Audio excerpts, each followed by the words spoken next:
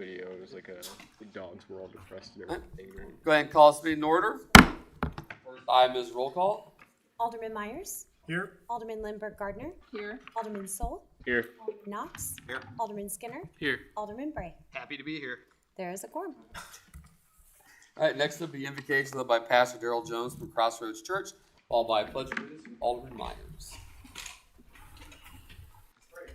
God, thank you for an incredible day, the sunshine, the warmth, and for a community filled with freedom and love, and just the opportunity to worship you and serve you with our being, and the opportunity tonight for these leaders, elected, appointed, paid, for them to transact business on behalf of me, my family, our community, to make this the best place possible. So God, I pray that as they leverage their own minds on our behalf, that it would be for your glory and the good of your kingdom. In Jesus' name. Amen. I pledge allegiance to the flag of the United States of America and to the republic for which it stands, one nation, under God, indivisible, with liberty and justice for all. All right, next up is the approval of the agenda. No changes, Mayor. Seeing no proclamations, then we'll move on to public comment. We ask that anyone who wishes to address the board come forward to the podium and microphone. Make sure you've given your name and address for the record. Is anyone who wishes to address the board this evening? Seeing none, move on to the consent agenda. Mr. Mayor, I move that we approve the consent agenda. Got a motion from Alderman Skinner to approve the consent agenda. Do I have a second? Second. Any discussion? All right, seeing none, all in favor, please say aye. Aye. All opposed, nay. Seeing no previous business or new business, then we'll move on to presentations. Our presentation about the Snybar wastewater treatment plant plan. Yeah, Mayor, members of the board, we have representatives from HDR as well as Blue Springs here tonight to talk to you about the planned improvements.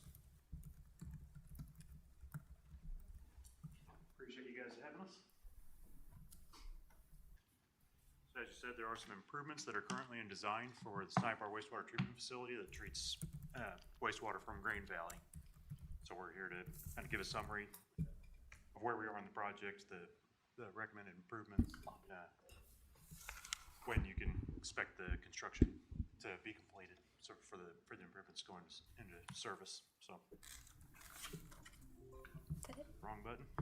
Did it just turn off on us? Of course it does. It's a challenge. You just did it right I there. know, Mine. it's on. Oh, there it goes. I got it. Okay. You fixed it, Jamie. Good job. I know. All right, so the agenda, as I said, we'll provide a project overview, how we came to the recommended improvements for the project, the estimated cost and the anticipated schedule for the project, and then what's been completed to date, and then the next steps. This slide just gives a bit of a history. I'm not going to read through all of it. I think you guys all have a copy of the presentation, but some of the, I guess, main items on this page would be the effective date of the new discharge permit. So they had a new discharge permit that went into effect on December 1, 2023. Within that permit, and I can go on to the next slide.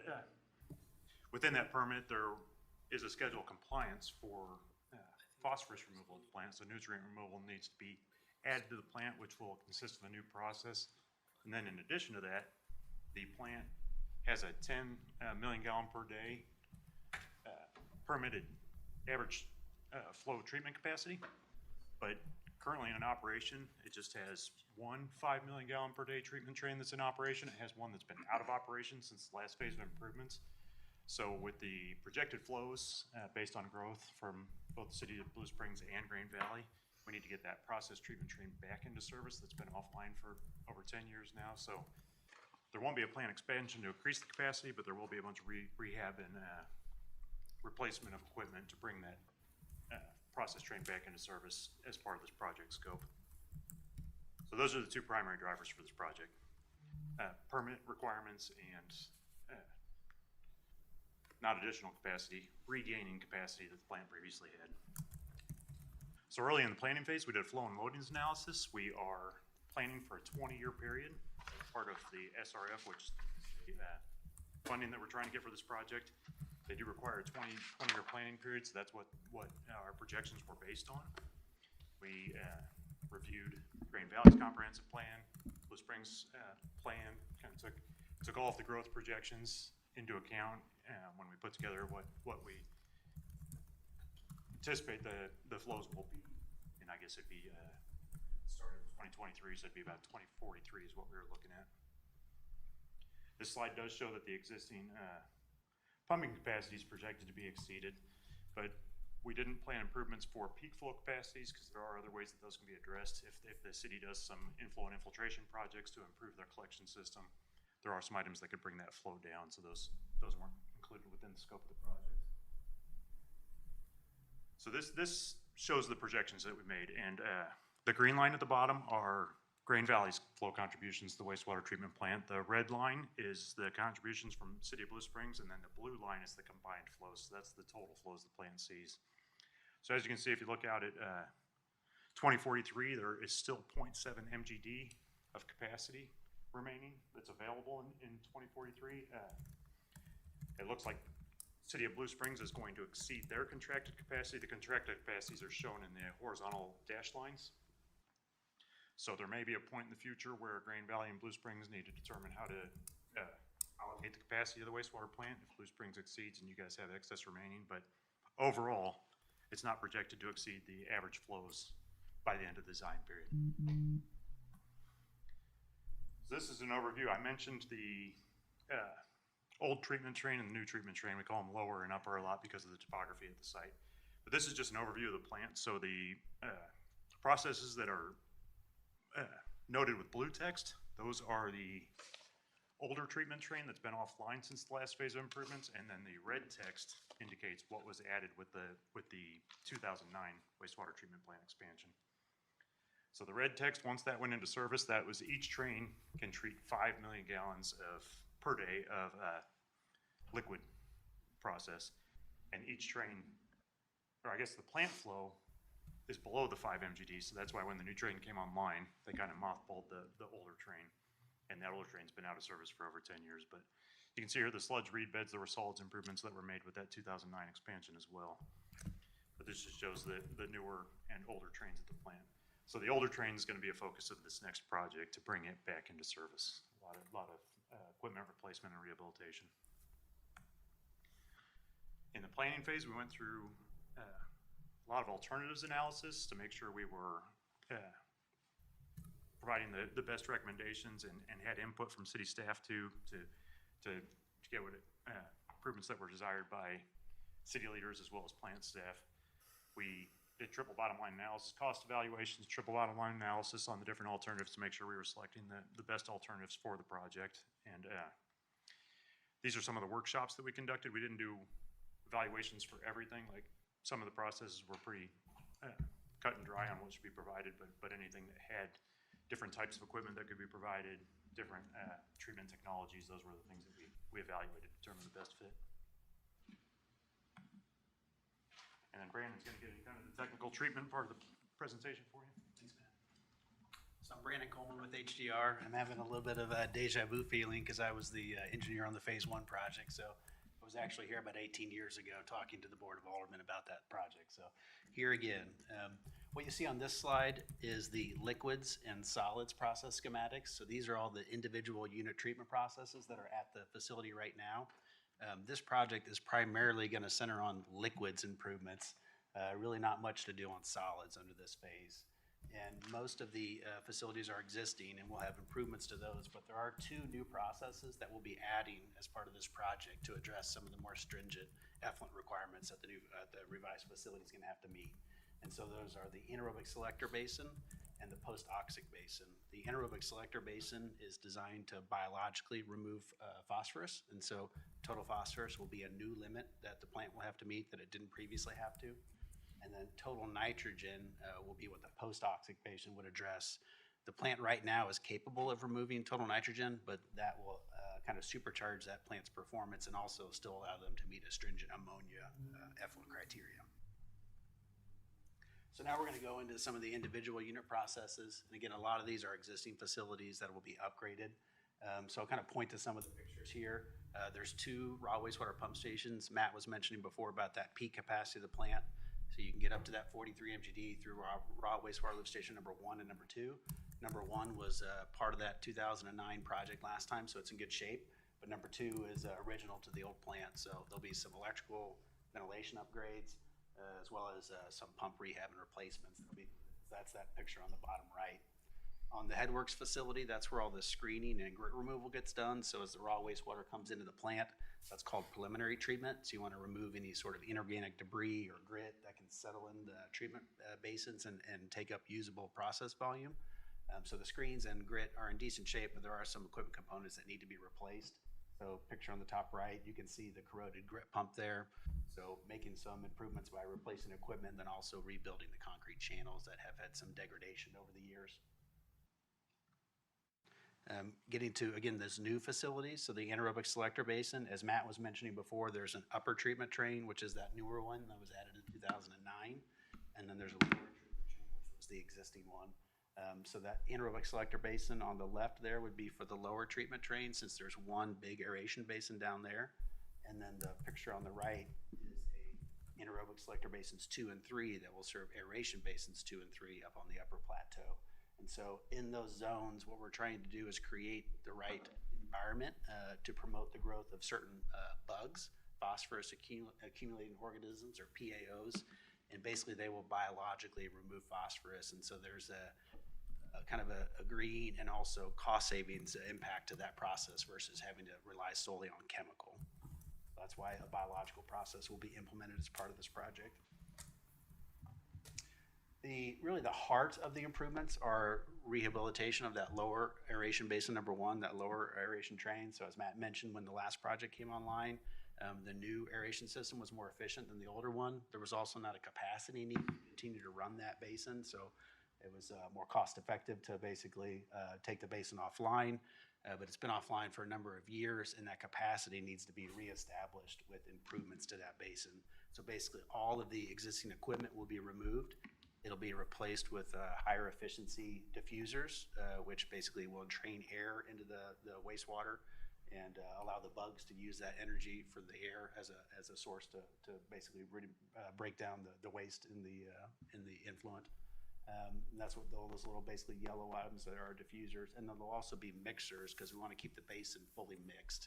So at the end of this, these improvements will reestablish the other 5 MGD of capacity that's there. So it's a 10 MGD rated facility, so 10 million gallons per day, but only 5 is really usable right now. And at the end of this, the full 10 will be usable. And then the city can grow into that 20-year capacity that Matt was mentioning. The post-toxic basin, that's the other facility that's new. So again, this is helping to achieve that new total nitrogen effluent limit.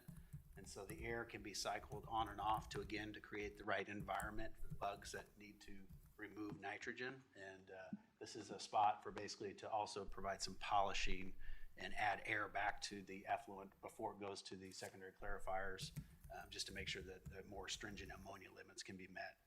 And then also there's going to be a splitter box that's incorporated on the tail end of this facility. That's a hydraulic restriction point for the city right now for the flow splitting to the clarifiers. And this will simplify flow splitting and make operations a little bit simpler, but also address that hydraulic bottleneck that they have in the facility. The secondary clarifiers, there's 4 of them, 2 that were original to the plant and then 2 that were added in the last project. The ones in the last project are just going to basically be blasted and repainted. But then the mechanisms on the secondary clarifiers 1 and 2 will be replaced and kind of bring them up to today's state-of-the-art technology. And then the plant is an advanced wastewater treatment facility. There was some unit processes added in the last project, so tertiary filtration is one of those. The filters are in good shape, but there's actuators, again, lighting and ventilation that need to be improved in that space. And then the plant does have a disinfection requirement. It's seasonal, so it's basically from April through October. They have to run their disinfection system. You can use chemical or ultraviolet light. The plant uses ultraviolet light, so they don't have the hazardous chemicals to deal with. But UV systems, they live kind of a hard life. So this UV system was added in the last project. but it's seen some rough days, so it's time for replacement. There's also been a lot of changes in UV technology over the last 10 years, more efficient, less lamps, less ballast to save energy, as well as replacing the effluent control system with a the weighted gates, so it's a more reliable operation. On the phosphorus removal aspect, we talked about trying to retrieve it biologically, but sometimes biological systems can have upsets. Chemical building, it's basically like a belt and suspenders approach, so they can add chemical to the treatment process in various locations to remove total phosphorus if the biological system is having trouble. So hopefully they don't have to rely on this. That'll be an operational savings if they don't have to use chemicals and basically can use the biology to get there. And the permit for TN and TP is beneficial to the city because it's on an annual average basis, so they have flexibility throughout the year to try and meet the permit limit, which will hopefully mean they don't have to use much. And then there's a couple of pump stations within the process. RASWAS lift station number 2, so that's return activated sludge and waste activated sludge. That's basically keeping the biology in the system and then wasting it out. So RASWAS number 2 is part of the last project. Number 1 is original. Number 1 will be demolished, and they'll add another one that can basically looks very similar to RASWAS lift station number 2, but there's 2 different profiles for pumping, so that's why there's 2 different stations due to the upper and lower trains. All right, and that's it for the improvements. Thank you. Hope you guys got all that. So that brings us to the opinion of the conceptual construction costs. So we did estimate the cost of the project to be about $60.3 million. The city of Blue Springs is got a bond election scheduled for April. They are going to hoping to get bonding capacity of $65 million to cover the improvements. You can see here also the split of the capacity, the contracted capacities. Grand Valley has about 35% of the plant's capacity. Blue Springs has about 65%. And the liquids process improvements, I guess, make up the 47.5 million, and then the site civil piping, electrical, and SCADA make up the remainder. And this shows the proposed schedule. So we did just recently provide the 30% drawings and specifications to the city's Blue Springs. We had a review meeting of that last week. So we have hit that milestone on the 27th that's shown here, and then the remaining milestone, design milestones are shown with the drawings and specifications wrapping up in first half of 2027 for final contract documents. MD&R will need to review those documents. We'll apply for a construction permit, provide the drawings and specifications to MD&R. That usually takes about 6 months to get through that review process, and we anticipate project getting advertised in last half of 2027. And then construction ultimately starting off, early of 2028. We anticipate about a 30-month construction period. So that would have construction wrapping up mid-2030. And so we currently, the schedule of compliance that's in the permit is shown up there. It's a 7-year schedule of compliance. We currently have about a 6-month buffer in our schedule of what we anticipate for meeting schedule of compliance. So that it's good to have because it could come up during construction, anything that could cause a delay to the project. We do have some buffer in there, so that's good news. Shouldn't have any problems with the regulations with that. City has used SRF funding in the past for projects successfully. It's great funding, like it says here. It's about 70% below market rate for low interest loans. It does come with some requirements. We do have to meet Davis-Bacon requirements, which are wage rate requirements for the project, as well as the Build America, Buy America Act. So there are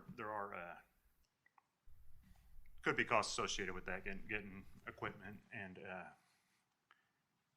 materials that are made in America to meet those requirements. But the 70% below market rate is really desirable for funding these type of projects. So it's typically a 20-year repayment period. There are other options, but that payment period matches the design period, the planning period. And then they've got different categories for where city is in the getting approved for funding. They currently are on the planning list. When we have the finalized facility plan to MD&R and the bonding capacity in place, then they will be eligible to get on the fundable list, which this shows anticipated dates for next steps. So you can see the submission of the final facility plan will be into MD&R by the end of the month. There's an April bond election, so at that point they will have all the pieces in place to get on the fundable list. I already showed a project schedule, but this just shows the next steps with ultimate completion of construction about mid-2030 for the project. For those guys that haven't been there, you saw the pictures of the plant. It's well-maintained plant. You guys have a nice water plant for your flows and everything. We're looking forward to getting the project through design into construction. So, you guys have happy to answer any questions on it. I know we threw a lot of information at you, but. Yeah, I had a question. The flow rates you mentioned, the Green Valley's contribution was up to 3.5 MGD. You talking about like the contracted capacity? Yeah, the if there was just hypothetically speaking, we decided to add about 2 to 3 square miles of residential on a certain end of town, and would that still fall within the perimeters of the capacity? Like, is it like that'd be probably an influx of probably like 10,000 on the high end. 10,000 people, I mean. We'd want to look at it, of course, and estimate the flows. But you currently, as you can see, you've got quite a bit of capacity available. Okay. Currently. So it's the 10 million that we're aiming for wouldn't be a concern then. Yeah, I don't know how it would look toward the end of the planning period. Right. Yeah, the 20-year planning period, if you guys had a huge growth, like you could see, we projected Green Valley to have a pretty consistent growth through the 20-year planning period. So if that growth went on a much steeper curve, then you could hit the capacity needs earlier. And I mean, if you had, I don't know, say a data center came to or something, then you'd have to. That changes everything. Yeah. There are things that could trigger a capacity need for capacity expansion between now and the end of the planning period. But we reviewed all the anticipated growth that we reviewed during the planning period. There'd be any capacity issues. The reason why I asked is like there's been talks of some annexing of some land, so. Yeah, and when he mentioned that review on the comp plan that showed the future land use map, and that's what they go off of for both Blue Springs and Green Valley. So I wasn't just looking at the current boundaries; it's where we were anticipating in the future. Okay. Answer that question. Great. Anybody else have anything? So He just if a bond isn't passed, I mean, I guess that 6-month buffer, is that there to kind of help that, I guess? It's a good example of something that could cause a little delay to the project. There are other types of funding. SRF is what trying to get in place right now for funding the project. So yeah, that could trigger having to apply for other types of funding if there were issues with it. Or it could have to go up to election again.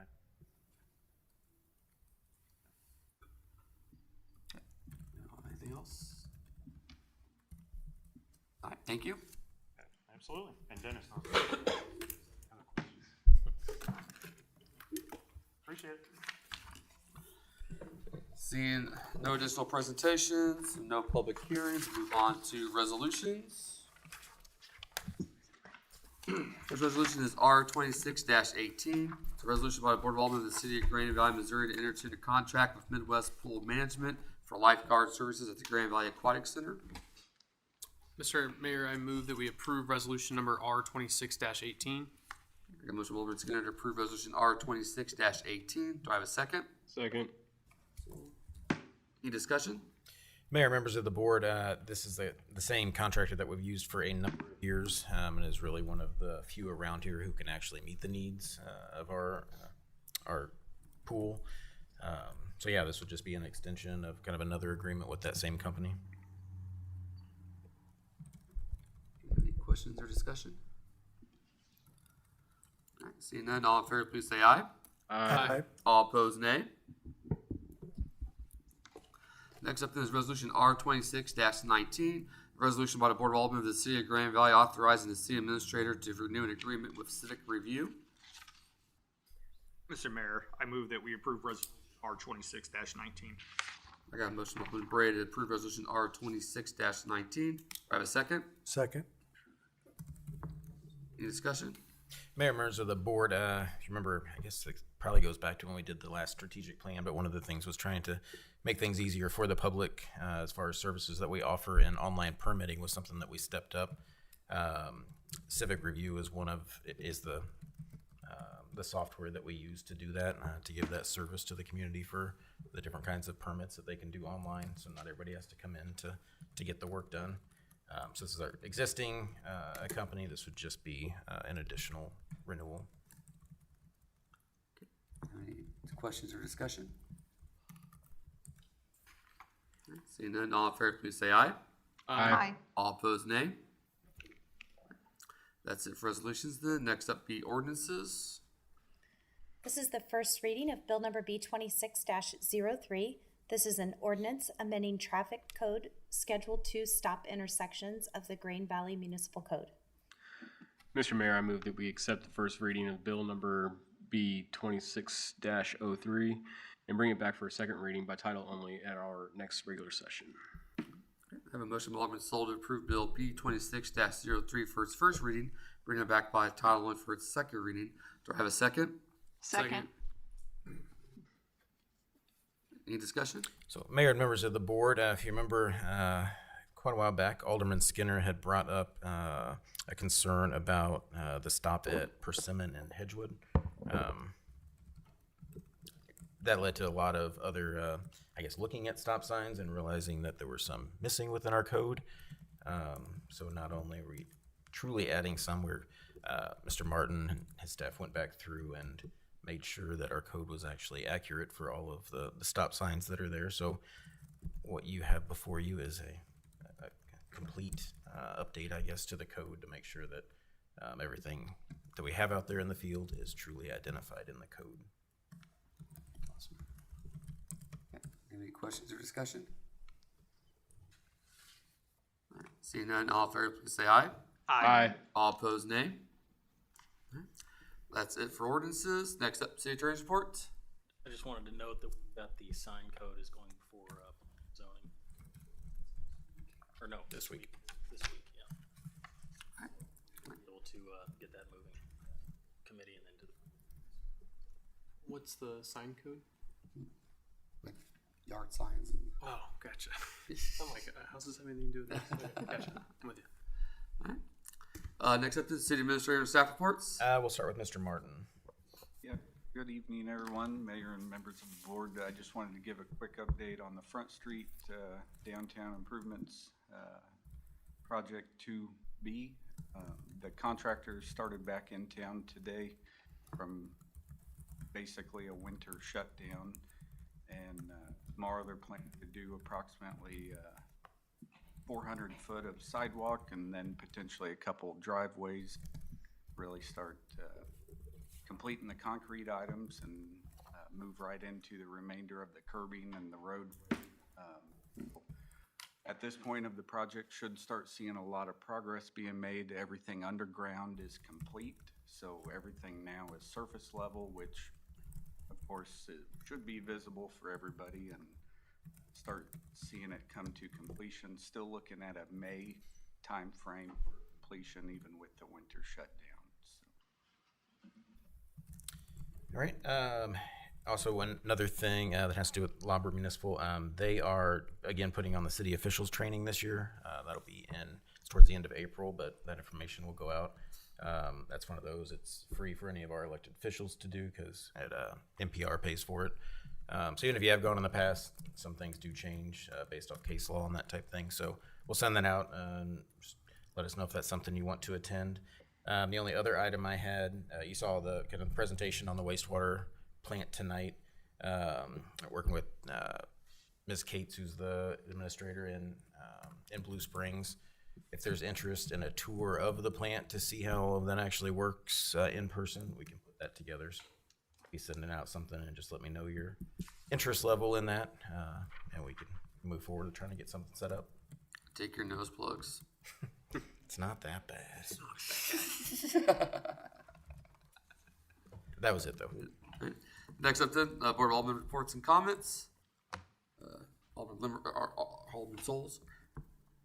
Nothing to report. Alderman Lindbergh Gardner. Nothing at this time, thank you. Alderman Bray. I have a couple things. First, with this last big rain we got, I ended up with a sinkhole down towards the end of my driveway on Rust Road. I called the city on Saturday. Guys came out immediately, took a look at it, put a fence around the hole, somebody fell into it. They were back out this morning, took care of the problem. So good job. I appreciate the quick response. Beyond that, I just had a meeting with the mayor. So over the past several months, I've been hearing from a lot of our residents, I'm sure some of you have as well, that are struggling with issues related to their landlords and some of the rental properties that we have around and their non-responsiveness. The mayor and city attorney and city administrator were polite enough to speak with me today to kind of talk through some of the ideas that I had. I look forward to moving forward with you guys and trying to find a solution of some sort to this. I don't know what that's going to look like yet, but I'm happy that you guys came out and had that conversation with me. Beyond that, the other issue I've got, and this one's a little bit touchy, and I'm keeping the politics out of it because that's not really why I'm doing it. Some of you might be aware the county of Jackson County, specifically legislator Manny Abarca, has been pushing a ordinance through the county. I watched their meeting today. Their legal review actually came back and said that this is not enforceable and would not sign off on this ordinance. I thought that would kill it. They're pushing it through another committee. They're going to try to get this through one way or another.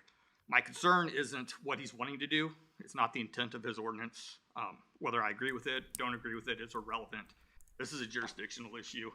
I don't believe that the county has any problem or any right to tell Green Valley what our police department's internal policy should be, which is what this ordinance is going to ultimately do. They should not be allowed to set uniform standards or anything else. I think this is a jurisdictional issue, and I would appreciate everyone's support in pushing back on this and possibly drafting, I haven't drafted one, but drafting a resolution in support of, we're elected to do that. Our chief of police is hired to do that. County politicians have no business in this for the city of Green Valley. So that's the last thing I got. Alderman Skinner? I would agree with Alderman.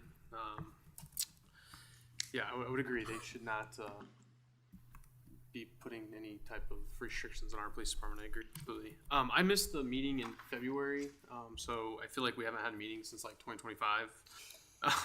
Has there been an update on the bridge? I mean, I know we no longer have a bridge, but did our 300,000 successfully go through? It's going to be wide. The application itself is still hanging out there, but we actually just had a meeting with MoDOT last weekend. The bridge will be wider when it goes in. It will be the 53, I think, feet wide to go along with an interchange. Okay. I have trust issues with MoDOT. Yeah. Why? Why not? Our bridge does not say Green Valley. Still dealing with that. There's some good lane angles though, turning north. They got them fixed. Did it? Yeah. When they fixed the purple lines. The other issue I have is on this wastewater plant. I guess just a clarification. I mean, we don't have a vote. We don't have any part of the bonding of this. We pay our share back to Blue Springs through just our bills every month. Is that through our rates, yeah. Okay, so we don't have any ability to stop it even if we wanted to. And I'm not saying I want to. I'm just saying we don't have any vote in this or anything like that. I'm not going to act like an attorney necessarily, but I don't believe so Yeah, necessarily. we don't have any jurisdiction or anything over this. I don't. I mean, I think we sign in, especially for these that are mandated to. Yeah, it's got to happen. That's actually been the last two. Is essentially the two projects have been, they have to be done, or you don't have a treatment plant, and then that's then you don't have all kinds of stuff. The one thing I will say though, the way it seems like it's kind of far away, but part of the plus, I guess, to that is that older project that he's talking about comes off the books and is paid off before this one would then go on. So it wouldn't be like a stacking of debt payments built into. So what we're currently paying will just revert to paying for the new stuff. Okay. And is that property Blue Springs or Green Valley where the wastewater sits? Blue Springs owns it. They own It's it. actually unincorporated, but yeah, Blue Springs owns the property. Cool. Thank you. Alderman Knox? This is for Chief.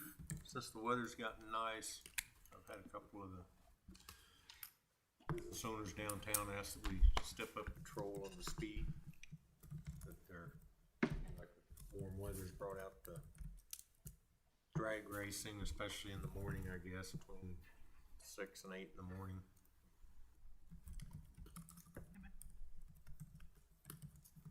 Everybody rushing to get to work, so I told them I'd bring that up. That's all I have. Alderman Myers? None at this time. Okay. Next up would be mayor's report. Just one thing. So our next meeting is looking light for items. So just be prepared. We might go virtual if there's only like one thing on there, or 2 things on there. So we'll keep everybody updated and let you know. But if it's just like one resolution or whatever, we don't necessarily need to bring everybody in to do that. So, but we'll keep you updated on that for sure and let you know if we'll be in person or virtual. March 23rd meeting. Is that 23rd? Correct, yeah. I You were gonna could, be I could out, yeah. attend virtually Yeah. if that was the Okay. case. All right. So we'll keep you updated and let you know. But like I said, it's looking light pretty now. Right now, there might not really be much on it. So, all right, that's all I have. Unless someone else has anything else for executive session. All right, no one has anything else. We'll adjourn.